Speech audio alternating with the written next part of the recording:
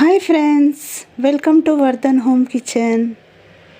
అందరూ ఇష్టంగా తినే ఎగ్ నూడిల్స్ ఇంట్లోనే ఈజీగా చేసుకోవచ్చు. పెద్ద బగోన్లో సగం వరకు నీళ్లు పోసి పొయ్యి మీద పెట్టాను. అందులోనే ఒక స్పూన్ ఆయిల్ వేసాను. నీళ్లు వేడెక్కిన తర్వాత అందులో నూడిల్స్ వేయాలి. 1 నిమిషం తర్వాత స్పూన్తో కలపాలి. నూడిల్స్లో అన్నీ విడివిడిగా అయిపోయే వరకు కలపాలి. ఫ్లేమ్ హైలో పెట్టుకొని ఉడికించాలి. ఇవి ఉడకడానికి 3 నుంచి 4 నిమిషాలు పడుతుంది. ఒక నూడిల్స్ తీసి విరగొట్టి చూస్తే అవి విరిగితే నూడిల్స్ ఉడికినట్టు రెడీ అయిపోయాయి. ఇప్పుడు ఈ నూడిల్స్ని తీసి నీళ్ళలో వేసుకోవాలి. త్వరగా చల్లారడానికి నీళ్ళలో నేను ఐస్ వేసాను. నీళ్ళు ఎక్కువగా తీసుకొని నూడిల్స్ అందులో వేయండి. నేను నీళ్ళు కొన్నే తీసుకున్నానని ఐస్ వేసాను.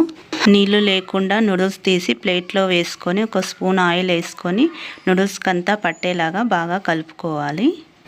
కడాయిలో 2 గంటల ఆయిల్ పోసి కడాయి లోపల అంతా ఆయిల్ అంటుకునేలా అటు ఇటు తిప్పుకోవాలి. ఇలా నూనె అంతా అప్లై చేయడం వల్ల కడాయికి నూడిల్స్ అంటుకోకుండా ఉంటాయి. ఒక గిన్నెలో 2 గుడ్లు తీసుకొని అందులో కొంచెం ఉప్పు వేసి గిలక్ కొట్టి నూనె వేడయ్యాక కడాయిలో ఆమ్లెట్ వేసి కాలవాలి. కాలిన తర్వాత పెద్ద పెద్ద ముక్కలుగా ఆమ్లెట్ని చేసుకోవాలి. చిన్న చిన్న ముక్కలుగా చేస్తే నూడిల్స్లో కనిపించవు, అందుకే పెద్ద పెద్ద ముక్కలుగా కట్ చేసుకోవాలి. ఆమ్లెట్ వేగిన తర్వాత సన్నగా కట్ చేసుకున్న క్యారెట్ ముక్కలు, 1 పిడికిడు క్యాబేజ్, సన్నగా కట్ చేసుకున్న బీనీస్, 2 పచ్చిమిర్చి అన్నీ వేసిన తర్వాత 1 నిమిషం పాటు ఈ కూరగాయలను వేయించుకోవాలి. 1 నిమిషం వేగిన తర్వాత ఉడకపెట్టుకున్న నూడిల్స్ని ఇందులో వేసేయాలి.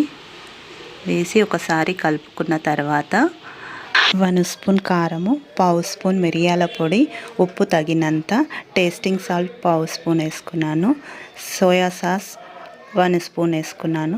చిల్లీ సాస్ 1 స్పూన్, టమాటా సాస్ 1 స్పూన్ వేసుకొని అన్నిటినీ బాగా కలుపుకోవాలి.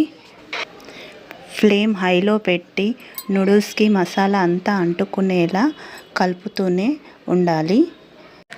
నూడిల్స్లో వెనిగర్ కూడా వేస్తారండి. మీరు కావాలంటే 1 స్పూన్ వేసుకోండి, నేను వేయలేదు. నూడిల్స్లో స్పైసీనెస్ తగ్గడానికి వెనిగర్ వేస్తారండి.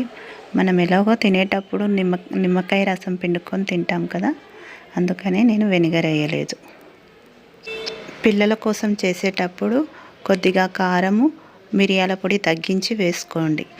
హై ఫ్లేమ్లోనే నూడిల్స్ని బాగా వేయించాలండి.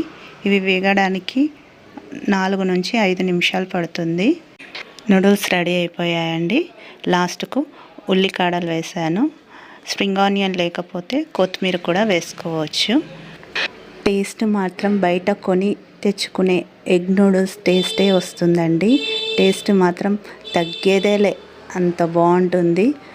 చూస్తుంటేనే నోట్లో నీళ్ళు ఊరుతూ ఉంటాయి, అంత బాగా వచ్చిందండి.